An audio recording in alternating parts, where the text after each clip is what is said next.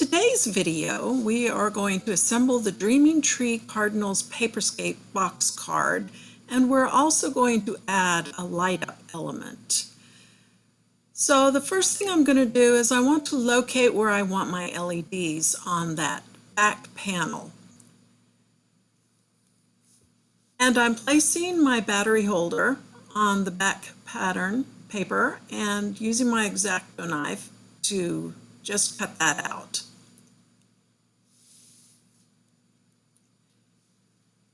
And I want to make sure the pattern paper is going to be aligned.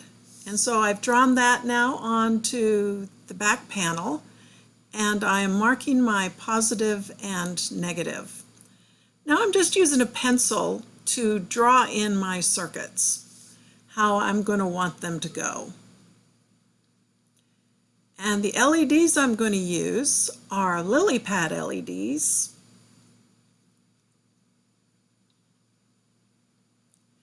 And I'm just marking the positive and negative sides. I'm going to use some conductive thread. I'm not going to use any of the copper foil this time. This is thread I got from Amazon. And I'm just going to thread a needle, and I'll put some Scotch tape on the top so that the top doesn't keep coming out of the needle. I want it to be held in place. And so I'm going to start with the negative, and I'm going to loop 3 times through the negative hole on the battery holder. Actually, I'm starting with the positive. And then I'm tying a knot. I'm keeping that very taut, taping it to the back and trimming off the tail. I keep the thread taut at all times. Then I tie a knot and tie the tail onto the main line. Then I will tape the tail onto the back of the battery holder and trim it off. I'm being very careful that the positive and the negative don't touch anywhere. So I'm using some E6000 to glue. I'll put some paper, some stamping blocks on it to hold it down. Now I'll put some Scotch tape to kind of hold everything into place. And I'll just work the thread up to where the first LED is going to be. And I will first do the positive side. I'm going to loop 3 times through. I'm keeping the thread taut. Then I'll tie a knot, and then I'll do the same with the negative. Just put some Scotch tape down to hold it into place. Loop 3 times through the hole and tie it off. Now I'll use some E6000 and a toothpick, put a little bit on the back of that LED, weigh it down with a block, then go on to the second LED, starting with the positive. Loop it 3 times, and then I'll tie a knot.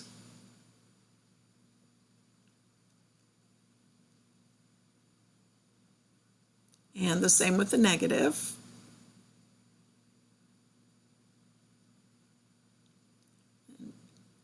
Tie a knot.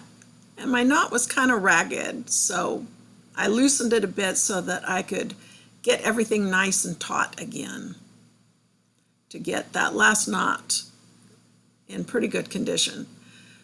Put some E6000 onto the back of that LED and weigh it down with some blocks for a few minutes. Then I decided I wanted to put a little platform underneath the back of that while I weighed it down with the block so that it would have a flat surface. Then I'm trimming those tails and taping them down and testing everything, putting my battery in, and everything seems to be working, but to be on the safe side, I'm going to use some wire glue. So I'll use a toothpick, and I'll just drop it into those little holes.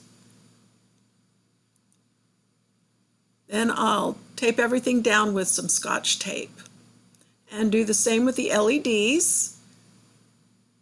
Just fill those holes, and then I'll cover it with some Scotch tape. Test everything out. It seems to be working.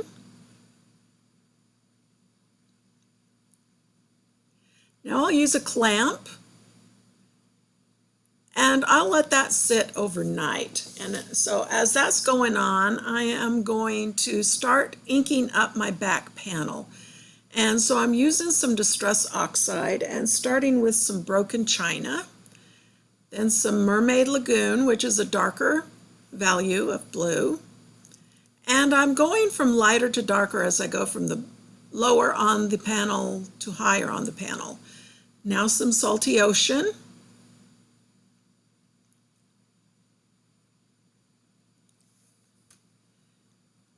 And then finally on the very top, Blueprint Sketch.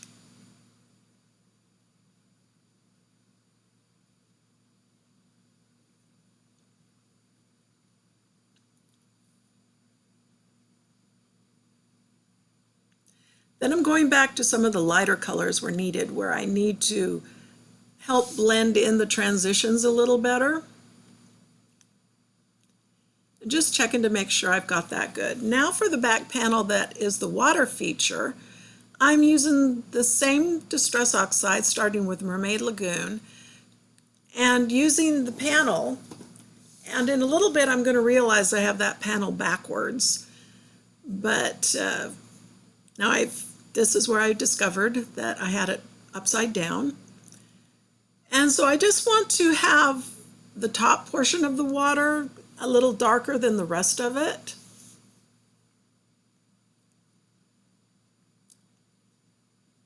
And now I'll put some Salty Ocean. This is just to give a little bit of gradation to the water. And then Blueprint Sketch. I want it to be darkest at the very top.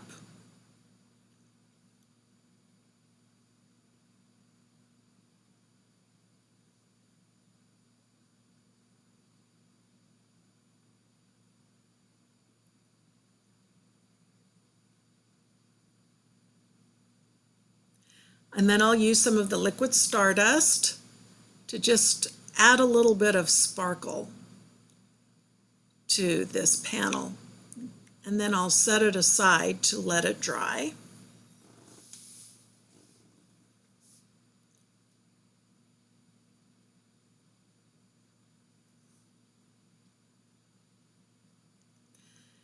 And now we are at the next day. I let this sit overnight and everything seems to still be working. So now we'll start to assemble the card. So I'll first put on that back panel and just put it on over the battery holder. And there was so much tape under there that it wasn't holding very well. So I've just put a little clamp there to try and get that to hold a little better. Then I'll put on the front panel. And I'll start by lining up the circle area at the top, and then I'll line up the rest of it so that it's equally spaced, and then put on the other side panel. Now I'll glue the front and the back together from the right side of the front.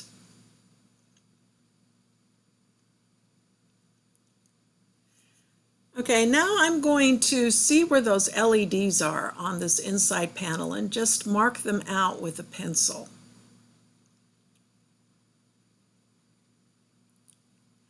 Then I'll take a small circle die that I have and I will cut it out with my die cutting machine.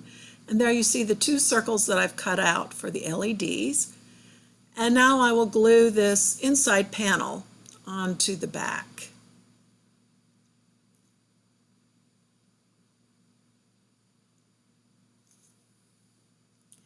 Now I'll work with the first panel, that water feature.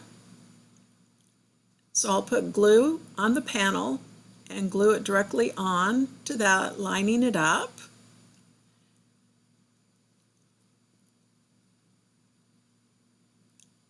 And I also cut another one of the one like what I had inked up before, just to have 3 layers of cardstock.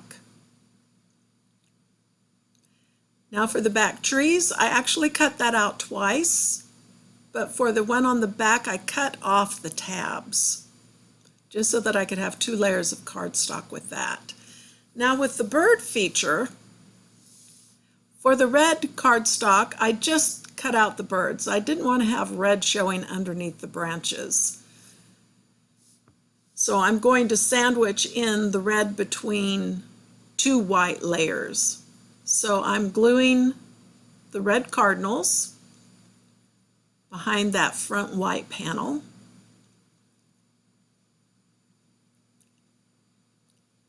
And then I cut out another panel like I did with the red, but this time with white cardstock.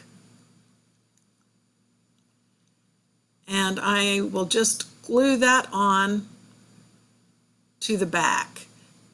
Now in my case, my cardstock wasn't very thick, and I probably would have added one more layer of cardstock on the back.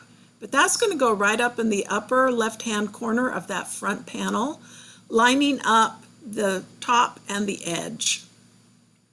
And now we'll put on this front panel. Those tabs are facing forward, and I'm going to line that up with the second score line. And then also line up along the bottom to make sure that everything is aligned properly.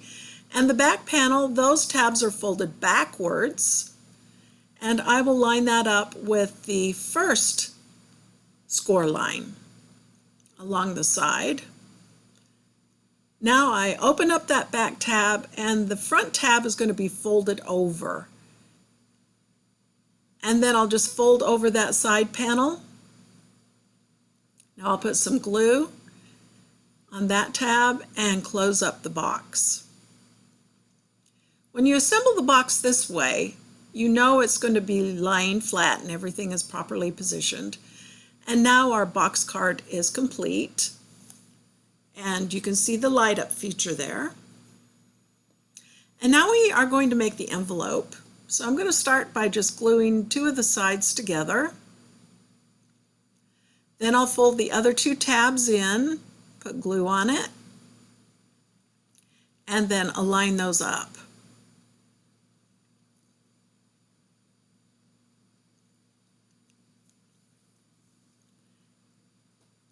And then that holds our box card. And this is the final box card with the light up feature. Now in the video I forgot to show the Merry Christmas sentiment that I put on. I used the Cricut new foiling tool to foil on the Merry Christmas using the PS font in Design Space. And I hope you enjoyed this video. Bye!